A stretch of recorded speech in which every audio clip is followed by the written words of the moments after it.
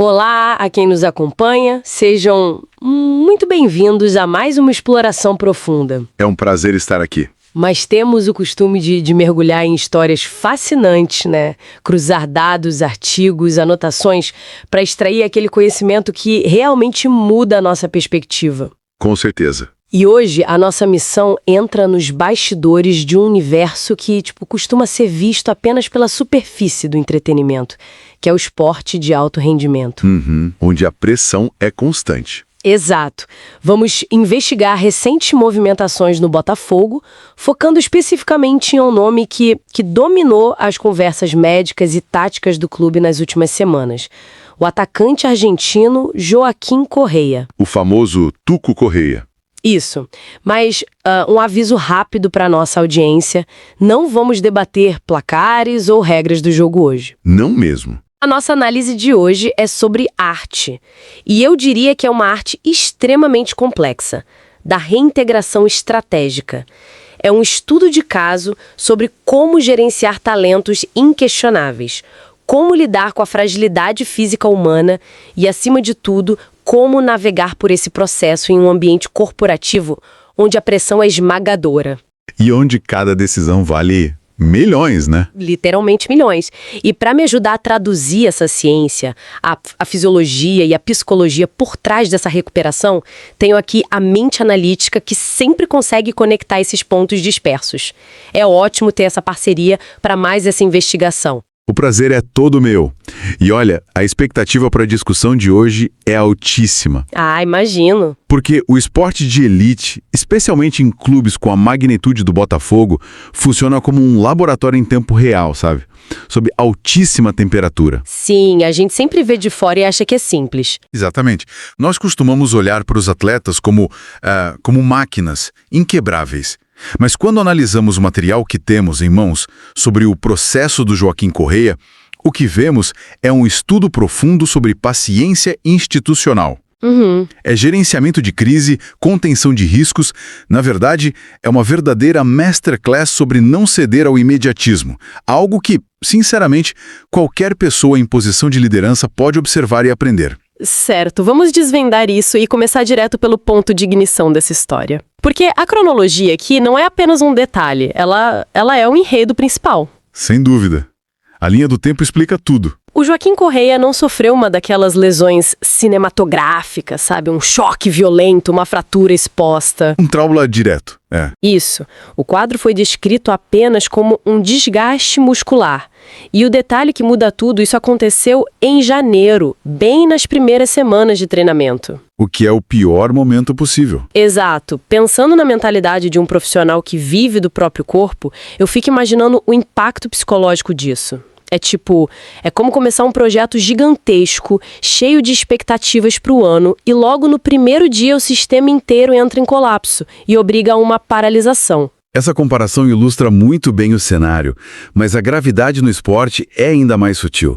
O que é fascinante aqui é justamente a natureza desse desgaste muscular. Como assim? Não estamos falando de um osso quebrado, onde o raio-x mostra uma linha clara entre, o quebrado e o colado. Entende? Ah, sim. Onde você sabe exatamente o dia que sarou. Exatamente. O desgaste muscular é traiçoeiro. Ele é cumulativo, invisível ao olho nu na maioria das vezes, e a linha que separa um músculo curado de um músculo prestes a romper novamente... É um campo minado. É um campo minado. Janeiro é um mês de base. É quando a fundação física para suportar 60, 70 jogos no ano está sendo construída com cargas altíssimas de esforço. Então, quando um atleta acusa um desgaste logo nessa fase, a equipe médica precisa tomar uma decisão muito, mas muito impopular, que é puxar o freio de mão de forma agressiva. Nossa, isso deve gerar um conflito interno enorme, não? O jogador quer mostrar serviço, quer justificar a contratação, a torcida quer ver o astro em campo, óbvio. Claro, o torcedor pagou o ingresso. Sim, e a comissão técnica precisa de resultados para ontem. A pressão para acelerar o retorno deve ser ensurdecedora. Sem dúvida, e é exatamente aí que muitos departamentos médicos e treinadores falham. Eles cedem essa pressão externa, aceleram o processo em, 10 ou 15 dias e acabam perdendo o atleta por 6 meses logo depois, porque o músculo rasga de vez. Caramba. A documentação que analisamos sobre o caso do Correia mostra que o Botafogo escolheu o caminho mais difícil, o da racionalidade absoluta. Eles seguraram ele? Seguraram o retorno dele durante semanas. E quando finalmente decidiram que era a hora de dar o primeiro passo, a execução foi de uma precisão cirúrgica. E aí que chegamos ao primeiro grande marco desse retorno, que é o jogo contra o Nacional Potosí. E olha, vale dar um passo atrás para contextualizar o peso desse momento para quem nos ouve. Com certeza, não era qualquer jogo. Não era um jogo treino num domingo de manhã sem ninguém assistindo. Era uma partida de pré-Libertadores. Um mata-mata continental onde o futuro financeiro e esportivo do clube no ano estava em jogo. Tensão máxima. Um ambiente de tensão máxima. E no meio desse caldeirão todo, o Tuco Correia sai do banco de reservas e atua. Mas não por um tempo inteiro, nem por meia hora. Ele atuou por exatos 9 minutos. 9 minutos. Honestamente, o que dá para avaliar em 9 minutos? É quase o tempo de entrar em campo, amarrar a chuteira, dar uns 2 piques fortes, suar um pouquinho a camisa e o árbitro apita o fim do jogo. Parece loucura, né? Parece quase um desperdício de uma substituição. Colocar um jogador desse calibre por um tempo tão escasso. Pode parecer relevante para o olhar de um torcedor ansioso.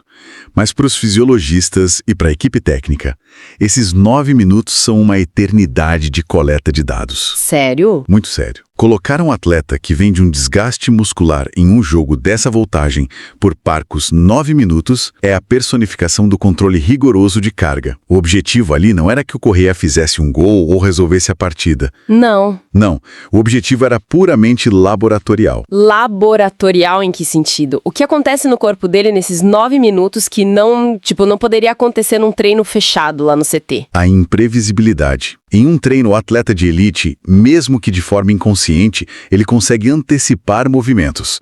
Ele regula a própria força, ele evita divididas mais bruscas com os colegas de equipe. Ah, faz sentido. Ele se protege. Exato. Ele se protege instintivamente.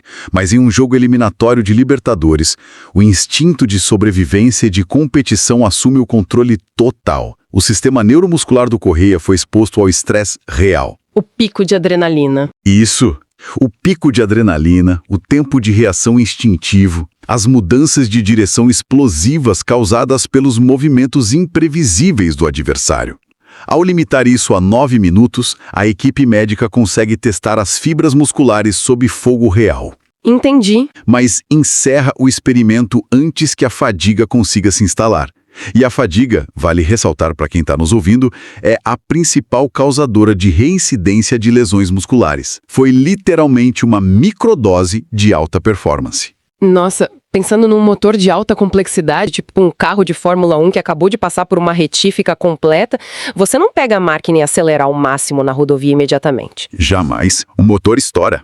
A equipe de engenharia liga o motor, deixa em marcha lenta, dá uma voltinha no quarteirão, desliga e aí passa horas analisando os sensores e a temperatura das peças, né? A analogia é excelente.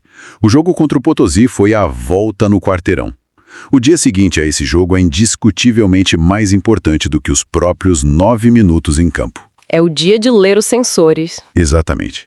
É quando o departamento médico avalia se houve dor residual, se os marcadores inflamatórios no sangue estão dentro do esperado, se a mecânica do movimento não sofreu nenhum tipo de compensação. E a julgar pelo que aconteceu em seguida, os sensores desse motor responderam de forma brilhante, não é? Brilhante. Aqui é que a coisa fica realmente interessante.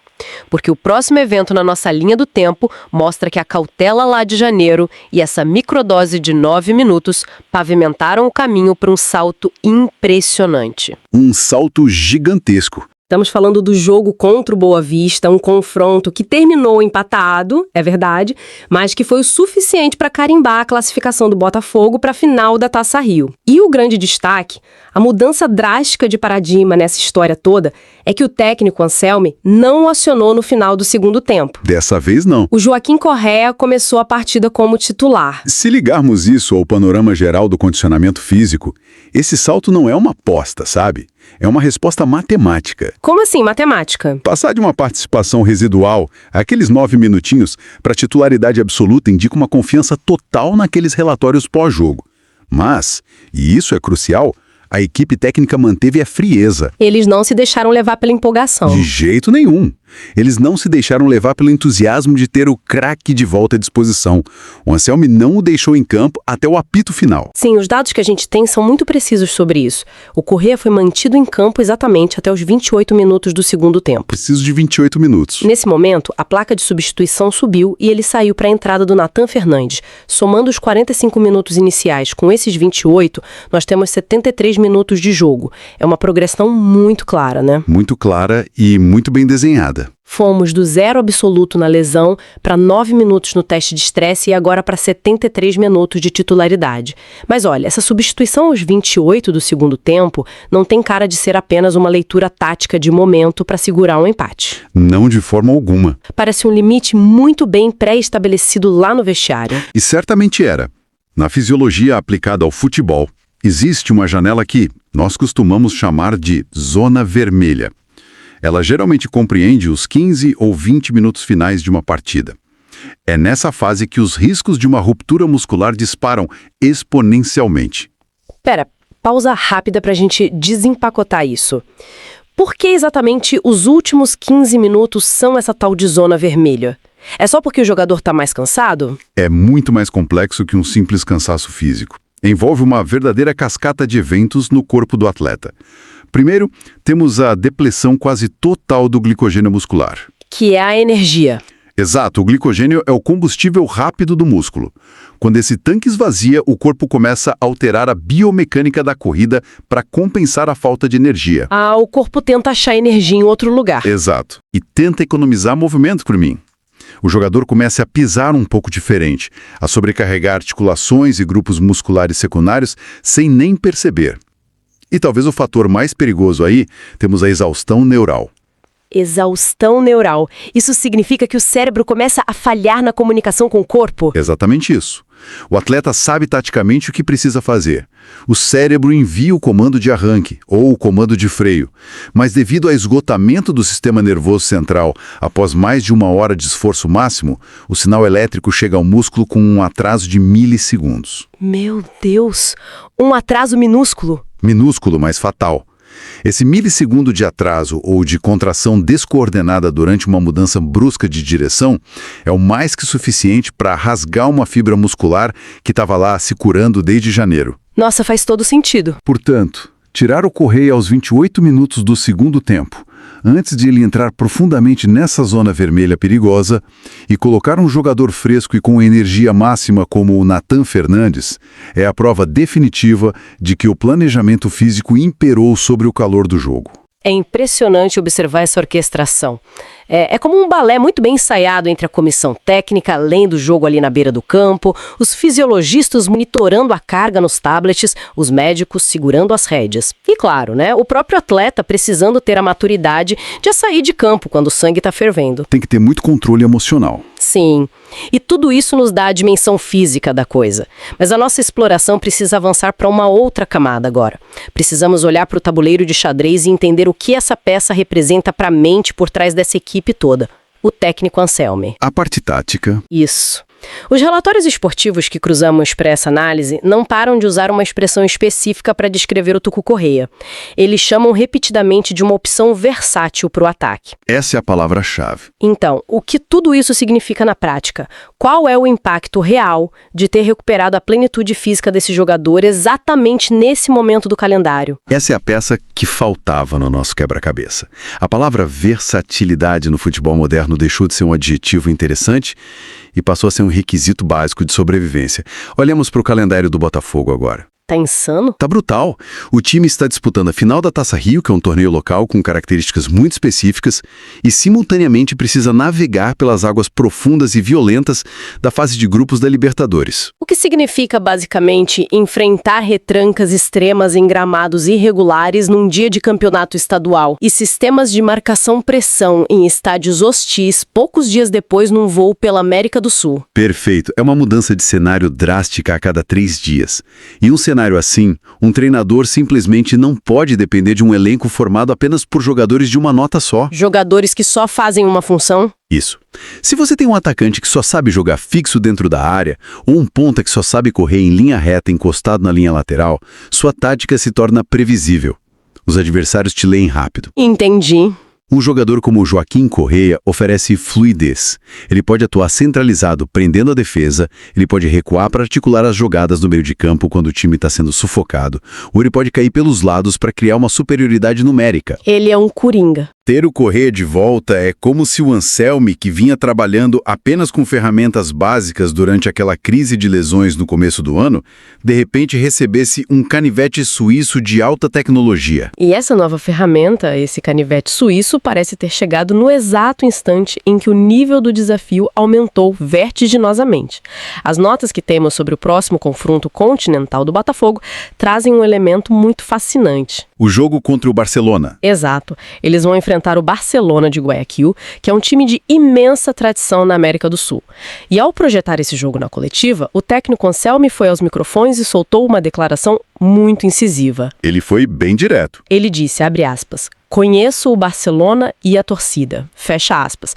Não foi uma respostinha padrão daquelas de respeito ao adversário, sabe? Foi uma afirmação de domínio total de cenário. Isso levanta uma questão importante, porque amarra perfeitamente o retorno cirúrgico do Correa com a postura agressiva do treinador. Quando um técnico do nível do Anselmi vai a público antes de um duelo pesado de Libertadores e declara abertamente que conhece os atalhos do adversário e sabe como a atmosfera do estádio funciona, ele está construindo um mapa mental do confronto. Ele está avisando que sabe o que vai enfrentar. Ele avisa que visualiza onde as linhas de passe estarão abertas, como a zaga adversária vai se comportar sob pressão e como o barulho da torcida vai afetar a comunicação em campo.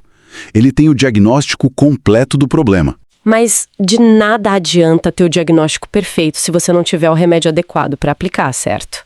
E é exatamente aqui que o retorno metódico do atacante argentino se torna o trunfo máximo. Excepcional leitura. É bem por aí. Anselmi sabe onde estão as rachaduras na defesa do Barcelona. Para explorar essas rachaduras ao longo de 90 minutos, ele vai precisar de variação tática. Ele não vai poder ficar num plano só. Não. Ele vai precisar mudar a formação do ataque sem necessariamente queimar substituições logo no primeiro tempo. Tem um jogador versátil e cascudo como Tucu Correa à disposição, agora com o ritmo de jogo afinado após ter suportado aqueles 73 minutos contra o Boa Vista. Isso oferece a mecânica exata para executar a teoria. Tudo se conecta. A recuperação clínica impecável do mês de janeiro não é apenas um sucesso isolado do departamento médico. Ela se tornou a engrenagem principal para o plano tático do treinador no mês de abril. É quase poético como as coisas se alinham quando há um método rígido por trás do caos, não é?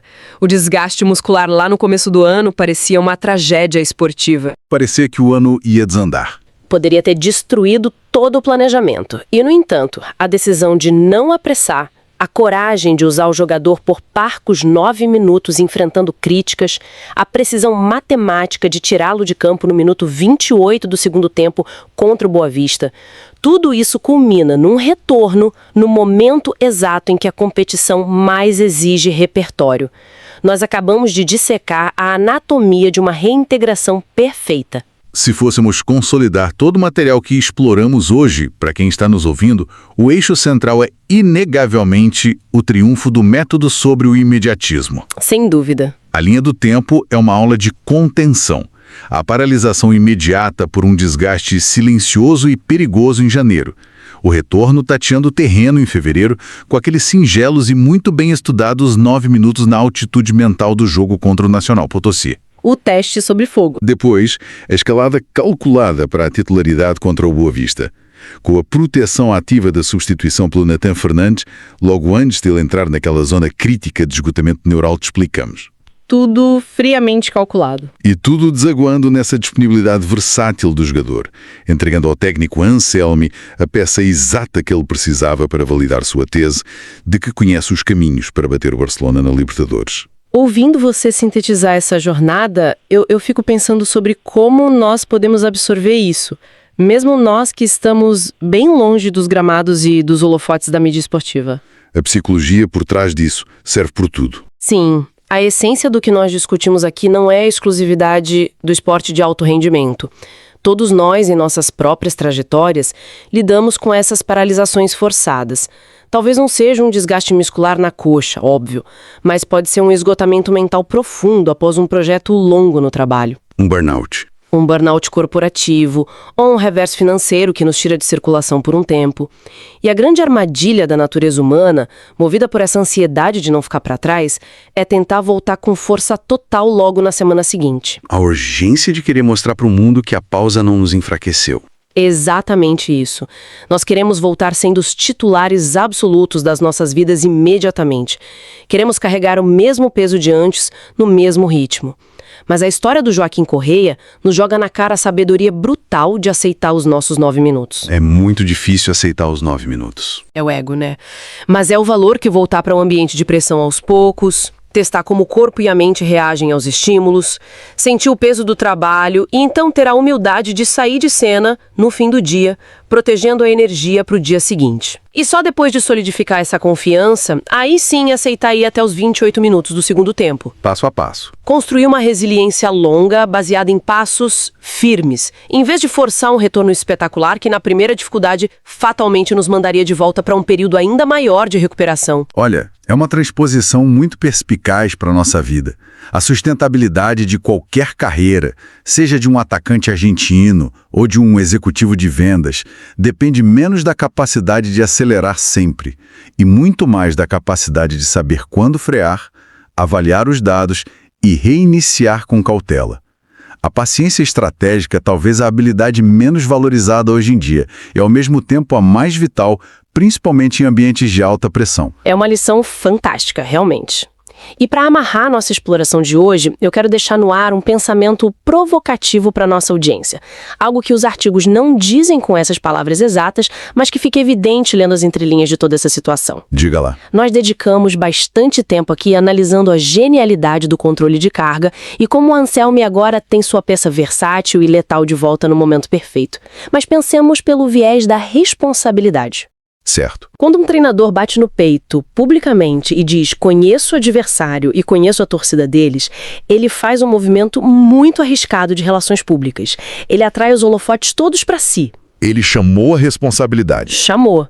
Agora, junta-se a isso o fato de que o seu departamento médico fez um trabalho impecável e ele tem o seu atacante curado, com minutagem testada e pronto para executar a variação tática. A pergunta que precisamos nos fazer é: a dinâmica de pressão não acabou de virar completamente? Sem dúvida alguma. O que antes poderia ser uma história sobre superação médica e paciência com lesões, passa a ser uma exigência tática inegociável. Exato. As desculpas evaporaram. O treinador tem as ferramentas, ele tem as peças no tabuleiro em perfeitas condições, ele declarou conhecer o mapa das defesas inimigas. De repente, a lente de aumento sai lá do corpo do jogador e foca implacavelmente nas decisões do técnico. A única métrica de sucesso aceitável para um discurso tão confiante, tendo as peças que precisa, passa a ser uma vitória tática inquestionável dentro das 4 linhas. A armadilha do sucesso do planejamento é que ele simplesmente elimina a possibilidade de justificativas em caso de falha. O tabuleiro perfeito na mão de quem domina a estratégia, também um fardo muito pesado. Se o plano não funcionar agora, a culpa não é mais das circunstâncias físicas, é puramente do comandante. É um ângulo fascinante para observar o desenrolar dessa temporada do Botafogo. É onde as planilhas e os diagnósticos encontram a realidade imprevisível do esporte. Chegamos ao fim da nossa longa jornada de hoje, dissecando os bastidores dessa reintegração formidável. Agradeço imensamente por nos guiar por essas nuances tão técnicas e ao mesmo tempo tão humanas da fisiologia do esporte. Eu que agradeço o convite, foi uma análise excelente. E a toda a nossa audiência, quem nos acompanha de casa, do carro ou no trabalho, deixo o nosso sincero agradecimento pela companhia atenta e o carinho de sempre. Lembrem-se da lição principal de hoje. Não subestimem o poder dos processos graduais em suas próprias vidas. Questionem sempre a primeira camada da informação e continuem explorando perspectivas mais profundas. Tenham todos uma excelente semana, respeitem o ritmo da própria recuperação e até a nossa próxima exploração.